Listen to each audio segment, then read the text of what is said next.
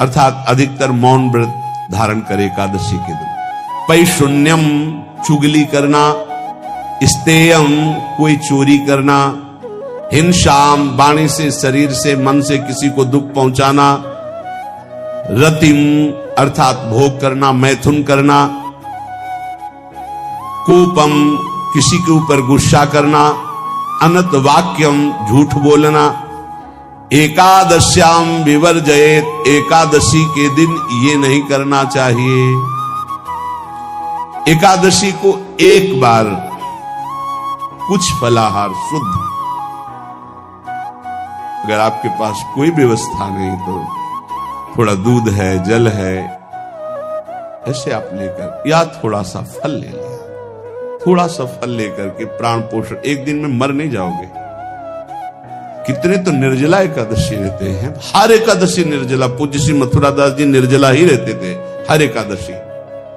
चलो भैया आपकी सामर्थ्य नहीं तो जल 2-4 बार ले लो, एक बार थोड़ा सा दूध और फल ले लो, चल जाएगा काम, प्राणों का पोषण हो जाएगा। ये आचरण न करे, एक बार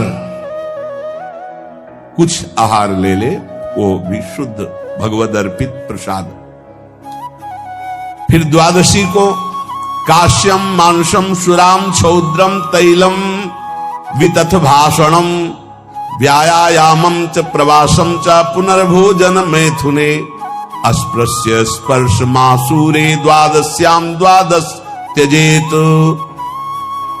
कांस के पात्र में द्वादशी को भी भोजन न पावे, जिस रसोई में मांस बनाओ उसमें आहार न ले, किसी भी तरह का नशा द्वादशी को न करे, शहद न पाए, तेल के बने पदार्थ न पाए, मिथ्या भाषण न करे और बहुत शरीर का व्यायाम न करे, बहुत थकावट वाले कार्य न करे, दोबारा भोजन न करे, एक बार द्वादशी को भी भोजन पवित्र, मैथुन न करे, जिसका स्पर्श नहीं किया जाता ऐसे पदार्थों का स्पर्श न करे, और मसूर की दाल न खाए। द्वादशी को जो इन नियमों का पालन करता है, दशमी द्वादशी ऐसे और एकादशी ऐसे, तब उसे एकादशी व्रत का फल प्राप्त होता है। जो इस पद्धति से एकादशी, ये जो मनमानी है सब नहीं, हर पदार्थ मिल जाएगा आपको फलाहार में, हर पदार्थ। हमको बताया गया कि आपको जो चाहो सब पदार्थ फलाहार का। अरे भाई हरितोष व्रत है तो हरि प्रसन्नता के लिए एक दिन भूखे रहने बहुत आनंद आता है। पहले भगवत कृपा से ऐसी गंगा जल पी करके कुछ दिन, फिर कभी कभी निर्जला एकादशी का भी आनंद। बड़े संन्यास मार्ग में थे तो बड़े संयम से सब शास्त्रीय पद्धतियों का निर्वाह होता था। उपासक को चाहिए कि इन नियमों से व्रत का अनुष्ठान करे, मनमानी आचरण न करे। सबसे प्रार्थना जो एकादशी रहते हो, हरितोष व्रत इसे कहते हैं, भगवान की प्रसन्नता के लिए रहा जाता है, रहना चाहिए।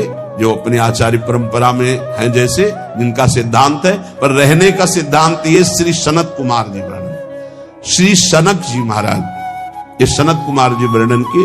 सनक जी महाराज कह रहे हैं, यदि भगवान का आश्रय नहीं, सत्संग नहीं है, तो इन 4 में से एक हो तो नाश कर देता, फिर चारों हो तो सर्वनाश हो जाता है। यौवनम धन संपत्ति प्रभुत्व विवेकता एकैपमप्यनर्थाय किमु यत्र चतुष्टयम। यदि सत्संग नहीं है, यदि भगवद आश्रय नहीं है, खूब धन हो, जवान अवस्था हो, बढ़िया पद मिला हो, प्रभुत्व चलता हो और अज्ञान हो, फिर क्या कह रहा है? बोले ये चारों जहां मौजूद होते हैं वहां सर्वनाश का खेल शुरू हो जाता है।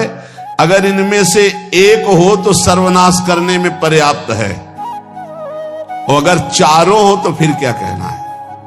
यौवनम जवान हो, धन संपत्ति, खूब रुपया पैसा हो, प्रभुत्व, कोई पद हो, कोई अधिकार हो बड़ा, फिर अविवेकता और अज्ञानी हो, तो बोले एक नाश कर देगा, फिर चारों तो नाश ही कर देंगे। अगर सत्संगी है तो ये चारों महान कार्य कर देंगे। क्या यौवनम, जवान है, खूब दूसरों की सेवा, मेहनत पूर्वक धन संपत्ति कमाकर माता पिता की सेवा, परिवार की सेवा। हे ये माता पिता, हमारा वेद कहता है मातृ देवो भव, तैत्तिरीयोपनिषद, मातृ देवो भव, पितृ देवो भव, आचार्य देवो भव, अतिथि देवो भव, यान्य नवद्यानि कर्माणि तानि सेवितव्यानि नो इतराणि, यान्यस्माकः सुचरितानि तानि तोयोपास्यानि नो इतराणि, ये के चास्माच्छेयाः सुब्राह्मणाः तेषां त्वया स्नेन प्रश्वसितव्यं, श्रद्धया देयम् अश्रद्धया देयम्, श्रिया देयम् ह्रिया देयम् भिया देयम् संविदा देयम्। वेद कहता है मातृदेवो भव, माता साक्षात हमारी भगवान है। देव हरि को कहते हैं, केशव देव जैसे कहा, हरि को कहते हैं, गोविंद देव। मातृ देव, माता भगवान है। ए धिक्कार है उन पुत्रों को जो अपने माता के द्वारा पोषित किए हुए शरीर से हाथ उठाते हैं अपने माता पिता के ऊपर। नरक में तुम्हारी जो दुर्दशा होगी भोगोगे। एक हमको दिखाया गया दृश्य कि अपनी माता की कोख में लात मारता है, थप्पड़ मारता है, पिता बैठा उसको लात मारता है, थप्पड़ मारता है, बाल घसीट कर गेट तक माता को ले जाता है। अब इनकी जो दुर्दशा होगी ये बोल नहीं पाएंगे, बता नहीं पाएंगे। ऐसी जगह मारा जाता है कि बस तलकते रहो, कुछ कह नहीं सकते, घोर नरकों की प्राप्ति होती। वेद कहता, तैत्तिरीयोपनिषद, मातृ देवो भव। ध्यान से सुन लो, सत्संग है, ये माता साक्षात भगवान है।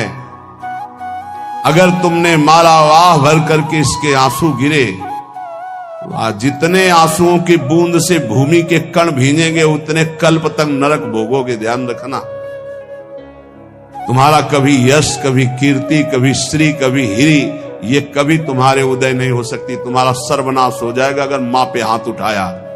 पितृदेवो भव, पिता साक्षात भगवान है।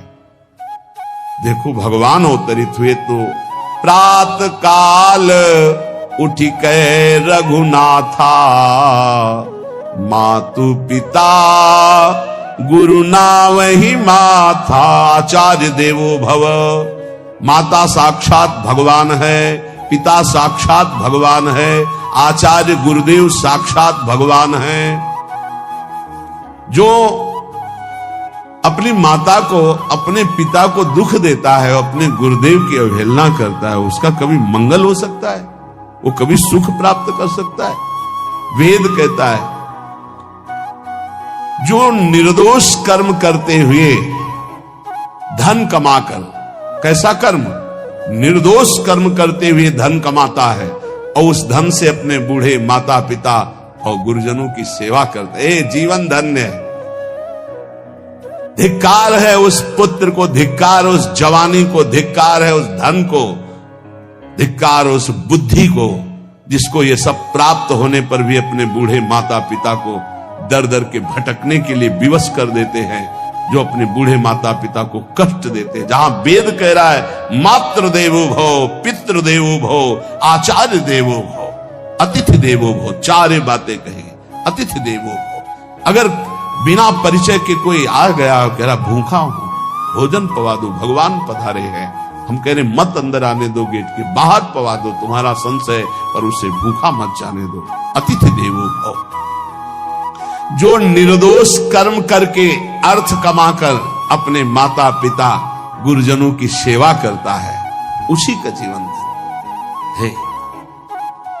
पशुवत आचरण, मनुष्य शरीर प्राप्त करके राक्षस आचरण, राक्षसों की यही पहचान होती है। मां नहीं मातु, पिता नहीं देवा, साधुन ते करवा वही सेवा। तुम्हारे जो पुण्य है ना सब भस्म हो जाएंगे, आप खिलवाड़ मत समझो। वो विरक्त है, भले तुम्हें नौजवान दिखाई दे रहा।